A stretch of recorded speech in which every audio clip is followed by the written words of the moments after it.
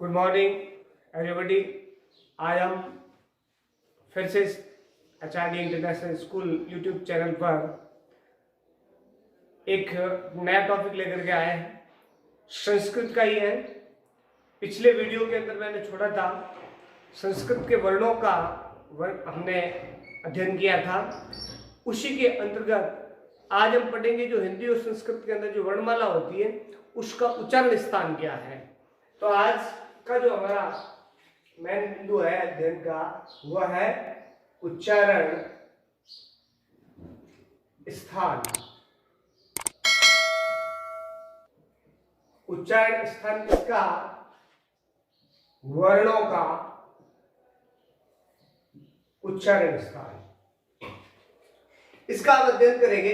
इसका अध्ययन करने के लिए हम एक सारणी बनाएंगे और सारणी बनाने के लिए सबसे पहले अपन जो सारणी के अंदर है वो लिखेंगे स्थान। अब किसका स्थान? उच्चारण स्थान। वर्ण का जो उच्चारण स्थान है उसका, उसके बाद में हम लिखेंगे स्वर। उसके बाद में हम लिखेंगे स्वर के बाद में आ जाएगा आपके जो व्यंजन है वहां आ जाएगा स्पर्श व्यंजन।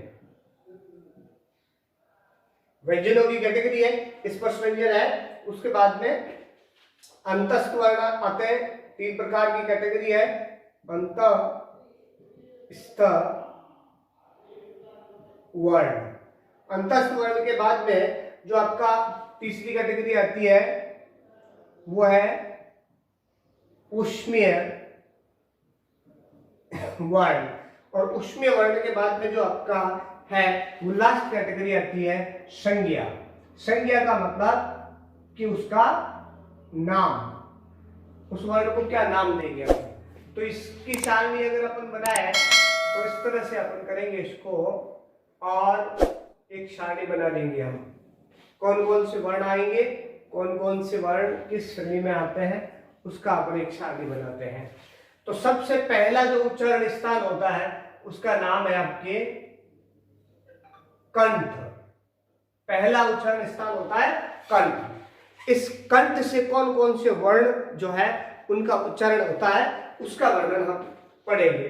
अब कंठीय वर्णों के अंतर्गत सबसे पहले स्वर आता है। कंठीय वर्ण में अ और आ, ये दोनों स्वर कंठ से बोले जाते हैं। इन स्वरों का कंठ से उच्चारण होता है।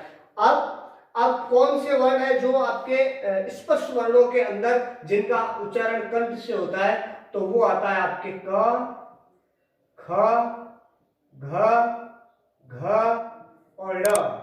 ये जो पांचों वर्ण है व्यंजन है इनको स्पर्श व्यंजन भी कहते हैं और इन स्पर्श व्यंजनों का उच्चारण जो है वो कंठ से होता है। इसलिए इसको संस्कृत के अंदर, हिंदी के अंदर कंठीय वर्ण भी कहा जाता है।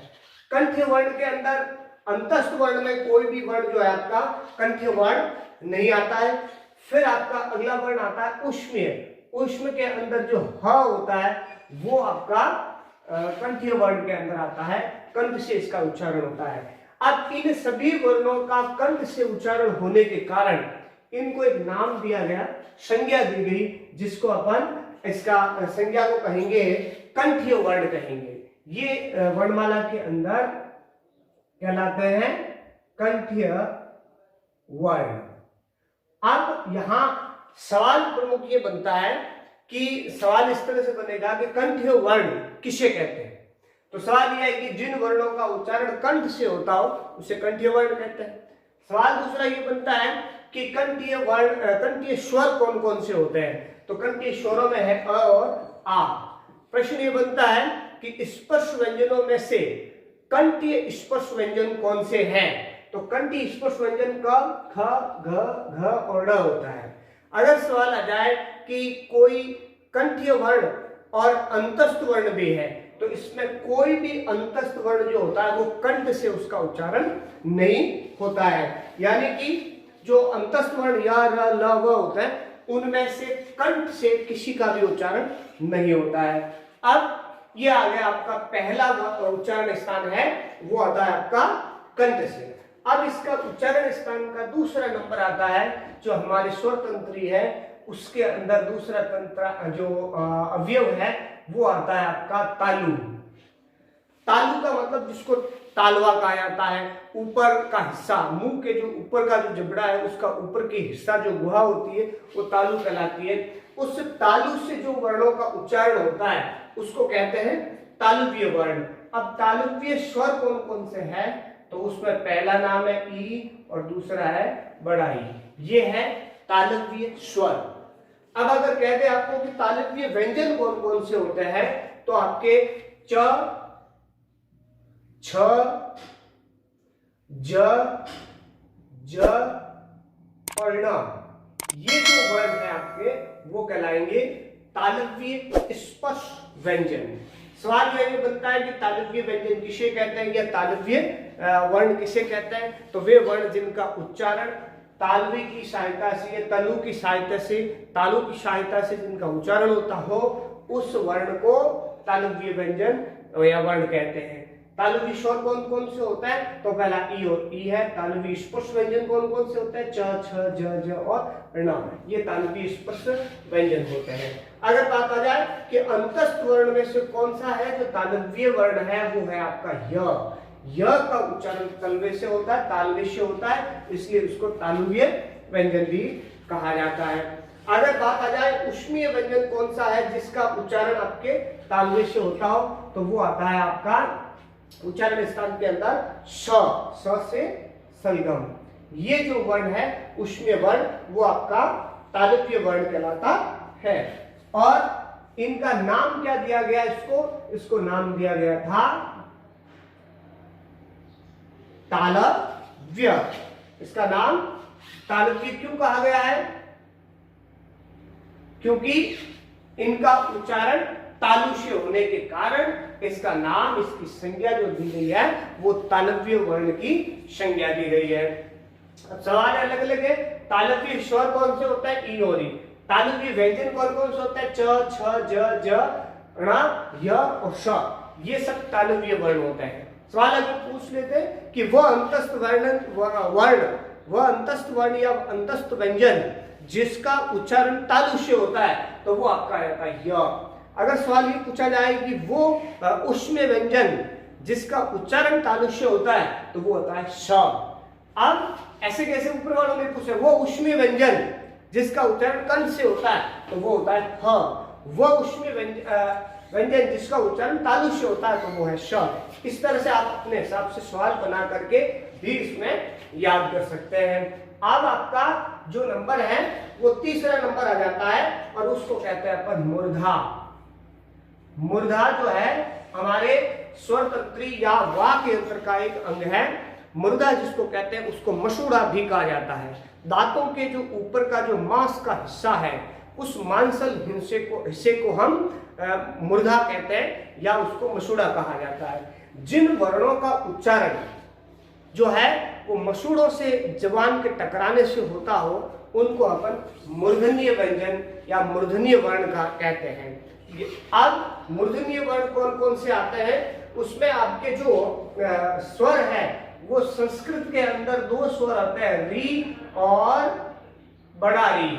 ये दोनों जो है वो मूर्धन्य स्वर के अंतर्गत आता है, यानी मूर्धा से इनका उच्चारण होता है। अब अगर स्पष्ट व्यंजनों की चर्चा करें तो ट, ठ, ड, ढ और ण, ये जो वर्ण है स्पष्ट वर्ण, ये व्यंजन मूर्धा से इनका उच्चारण होता है।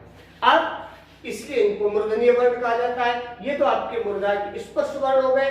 अगर अपन अंतस्थ वर्ण की बात करें तो अंतस्थ वर्ण में आता है आपके र। इसका भी उच्चारण कहां से होता है, मूर्धा से होता है।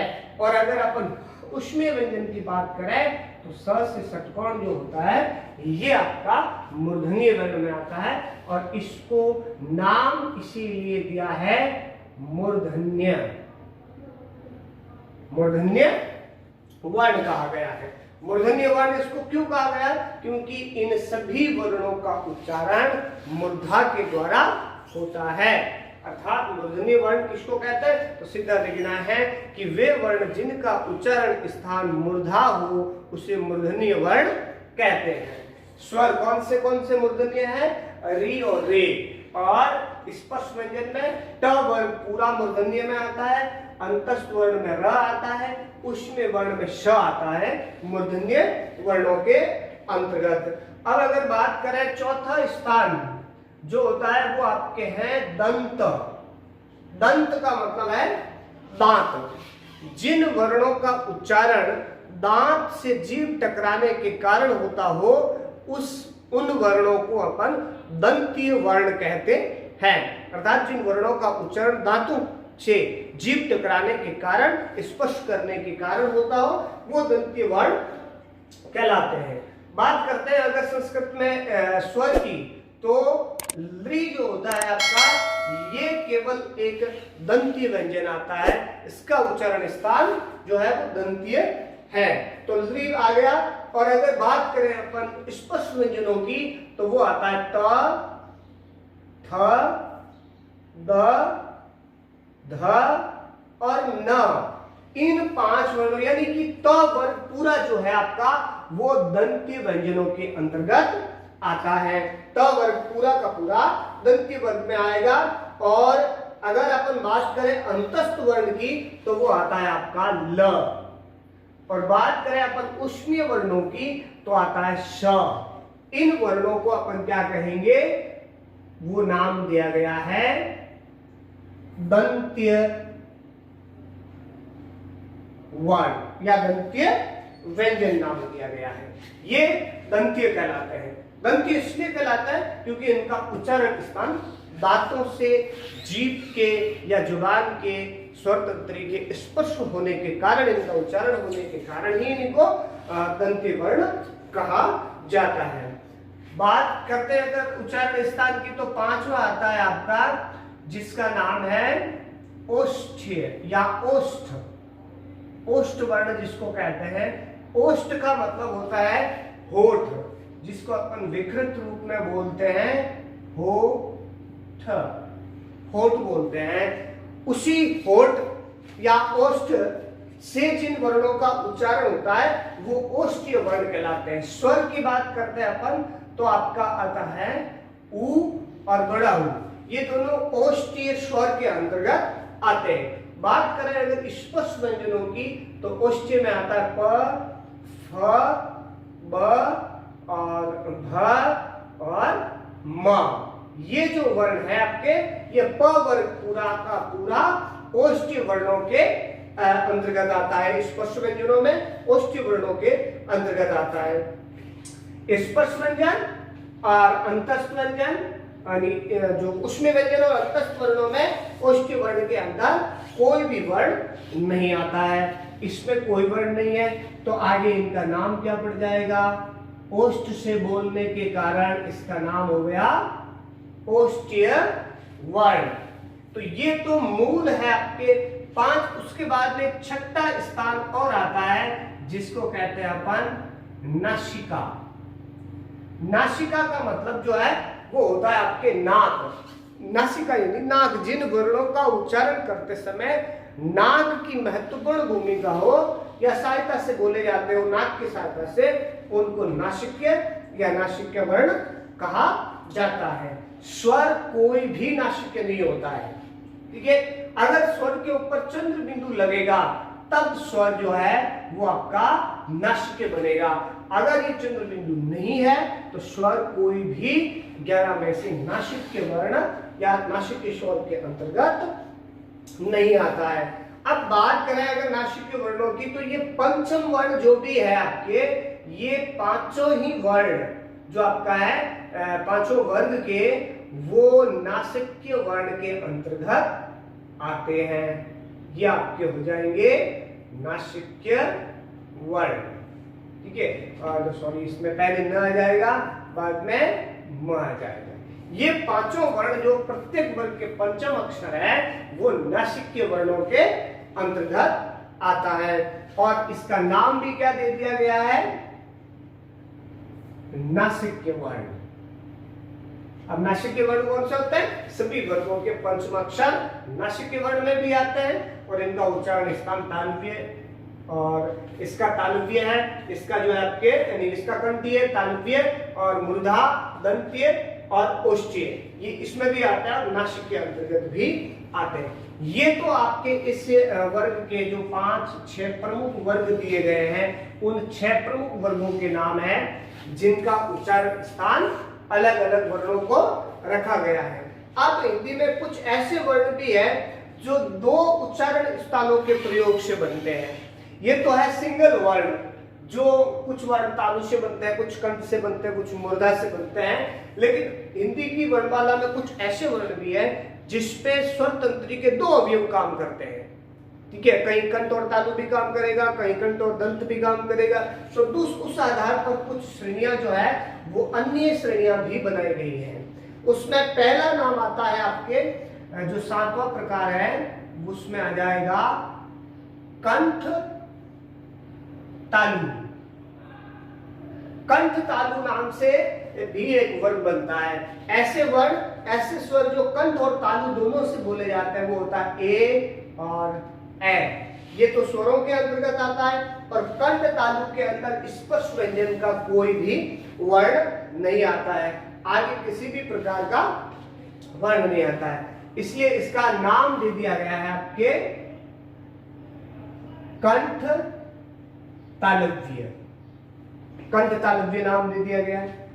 अगर बात करें अपन 8वें प्रकार की, जो 8, इसमें भी 2 वर्णों का हो जाएगा, वो है कंठोष्ठ।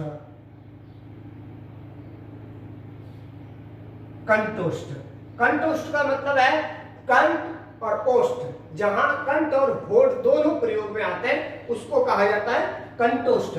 और उसमें आता है स्वर के अंदर आपके ओ और दूसरा आता है औ। ये दोनों जो स्वर है वो कंठोष्ठीय कहलाते हैं। इनका नाम दे दिया गया है कंठोष्ठीय। कंठोष्ठीय वर्ण कहा गया है, बाकी वर्ण इसमें नहीं आते हैं। बात ये इस प्रकार से। अगर बात करें अपन दंतोष्ठीय की बात, दांत और होठों से जिसका प्रयोग होता है, 9वां प्रकार होता है दंतोष्ठ। दंतोष्ठ का मतलब जिसमें कहा गया आपके कि दांत और होठ दोनों का प्रयोग होता है। तो स्वर के अंदर कोई भी नहीं होता है और स्पर्श व्यंजनों में कुछ भी नहीं होता है। और अगर बात करें अपन अंतस्थ वर्णों में, तो अंतस्थ वर्ण का जो व होता है वो वर्ण किसमें आता है, आपके दंतोष्ठीय के अंतर्गत आता है। ये वर्ण आ जाएगा दंतोष्ठीय वर्ण कहलाता है। अब यहाँ पर भी सवाल बनता है कि व का उच्चारण स्थान कौन सा है, तो वह का उच्चारण स्थान है दंतोष्ठीय, क्योंकि ऊपर वाले किसी भी उच्चारण स्थान में वह का प्रयोग नहीं हुआ है। तो इसको अपन ये अलग से सवाल बनता है कि वह का उच्चारण स्थान बताओ, तो वो है आपका वह का उच्चारण स्थान दंतोष्ठीय। इस प्रकार से अपन देखते हैं कि ये वह का हो गया। इन वर्णों, ये तो है आपके उच्चारण स्थान के आधार पर वर्णों के प्रकार किस किस प्रकार के होते हैं, कंठीय, तालव्य, मूर्धन्य, दंतीय, ओष्ठीय और नासिकीय। उसी प्रकार होगा कंठ तालव्य, कंठोष्ठीय और दंतोष्ठीय हो गया। ये है आपके उच्चारण स्थान। मूल रूप से उच्चारण स्थान होता है 6 प्रकार के। स्वर तंत्री में देखेंगे तो कंठ से उच्चारण करने वाले स्वर जो है वो अ और आ होते हैं। अब इनके आधार क्यों बनाए गए हैं, केवल रटना नहीं है, बोल करके भी अपन प्रैक्टिकल देख सकते हैं। किसी भी कांच के सामने खड़े होकर के इन वर्णों का हम उच्चारण करेंगे तो हमें कुछ कुछ प्रतीक होगा कि वास्तव में इनके नाम सही है। अगर अपन बात करें अ और आ की, तो इसका जैसे आप बोलोगे अ और आ, तो आपका ये जो कंठ है इस पर दबाव पड़ेगा और इसी से आवाज निकलेगी। कोई व्यक्ति इस कंठ को दबा करके अ और आ, क, ख, घ, ग, ढ और ह का उच्चारण करे तो कतई नहीं हो सकता। कंठ के बगैर इनका उच्चारण स्थान हो ही नहीं सकता। बात करें तालवे की, तो जो तलवे से जीभ टकराती है और तालवे के बगैर इन उच्चारण स्थान हो ही नहीं सकता। ई बोलते समय हमारी जो हवा है, जो जीभ है, तालवे की तरफ, ऊपर की तरफ खींची जाती है। ऐसे ये च, छ, ज, ज, इन सब के अंदर जो वायु है वो तालवे की तरफ जाकर के जीभ के ऊपर प्रेशर डालती है, तब इनकी ध्वनियां निकलती है, य और श की भी। इसी प्रकार अगर बात करें मूर्धा की, यानी कि जो अपने मसूड़े हैं, जब आप इन अक्षरों को बोलेंगे, जैसे बोला जाता है री, तो री को बोलते समय जीभ सीधी ऊपर वाले दांतों के जो मसूड़ है उनसे टकराती है। और ऐसे कैसे अगर अपन बात करें ट, ठ, ड, तो सभी अक्षरों को बोलते समय जीभ जो है ऊपर के मसूड़ों से टकराती है, तभी इनका उच्चारण होता है, इसीलिए इनका नाम मूर्धनी है। बनती है ल का अगर अपन उच्चारण करें तो जीभ सीधी दांत से टकराती है। उसी प्रकार त, थ, द, ध का उच्चारण करें तो ऊपर के दांतों से जीभ टकराती है और तभी जाकर के इन वर्णों का उच्चारण होता है। ओष्ठ में आप ओ का उच्चारण करेंगे तो होठ गोल होते हैं, होठों के प्रयोग के बगैर ओ और ओ को नहीं बोला जा सकता। उसी प्रकार प, फ, ब, भ इनका उच्चारण करते समय भी हमें होठों का प्रयोग करना बहुत जरूरी है, इसलिए इसको ओष्ठी व्यंजन कहते हैं। उस प्रकार ये पांचों वर्णों के जो पंचम अक्षर है, ये ड, ण, न और म, इनका उच्चारण नाक से होता है। इनका उच्चारण करते समय वायु जो है वो मुंह और नाक दोनों से निकलती है। नाक बंद करके इन 5 अक्षरों का शुद्ध उच्चारण हम नहीं कर सकते, इसलिए इसको नासिकीय व्यंजन कहते हैं। फिर स्वरों के अंदर ये 4 स्वर जो है वो इन 6 में मूल में नहीं आते, बल्कि कंठ और तालुव्य दोनों का प्रयोग होता है ए और ए के अंदर। विशेष याद रखने की 4 स्वर ये और एक व, ये आपके सबसे ज्यादा कंपटीशन एग्जाम के अंदर जो बीएसटीसी वगैरह करते हैं उनमें सबसे ज्यादा पूछा जाता है, क्योंकि ये तो ज्यादातर लोग याद करते हैं, इनको ज्यादा महत्व नहीं देते। व एक अकेला ऐसा वर्ण है जो इन 6 प्रमुख मूल स्वर तंत्रियों से नहीं बोला जाता, बल्कि दांत और होठ से बोला जाने वाला वर्ण है।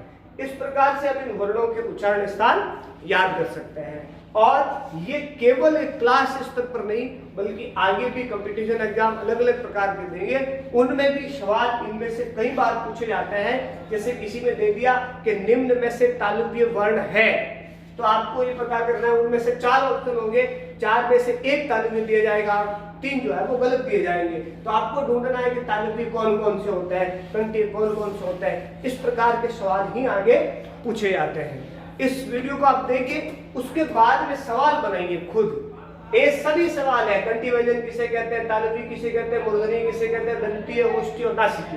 फिर यहाँ सवाल बनता है कि वे कौन से स्वर है जो कंठीय है, वे कौन से स्वर है जो तालुव्य है, वे कौन से स्वर है जो मूर्धनीय है, वे कौन से स्वर है जो दंतीय है। इस प्रकार से 6 सवाल ये बनते हैं। फिर ये बनते हैं सवाल कि वे कौन से स्पर्श व्यंजन है जो कंठीय है, वे कौन से स्पर्श व्यंजन है जो तालुव्य है, वे कौन से स्पर्श व्यंजन है जो मूर्धनीय है। इस प्रकार से ये 6 सवाल। फिर यहाँ वे कौन से स्वर है, अंतस्थ वर्ण है जो कंठीय है या तालुव्य है, मूर्धनीय है। इस प्रकार से 3 सवाल आप ये बना सकते हैं। 3-4 सवाल ये बनेंगे आपके इनके कि वे कौन से ऊष्मीय व्यंजन है जिनका उच्चारण कंठ से होता है, वे कौन से ऊष्मीय व्यंजन है जिनका उच्चारण तालु से होता है। इस प्रकार से इनका बना सकते हैं। इनकी आप परिभाषा बना सकते हैं, कंठी व्यंजन किसे कहते हैं, तालुवी व्यंजन किसे कहते हैं, मूर्धनीय व्यंजन किसे कहते हैं, ये आप सवाल बना सकते हैं। इस तरह के सवाल बना के आप काम करके यूट्यूब और चैनल के माध्यम से या व्हाट्सएप ग्रुप के माध्यम से आप सवाल भेजेंगे और इसको देखेंगे। Thank you.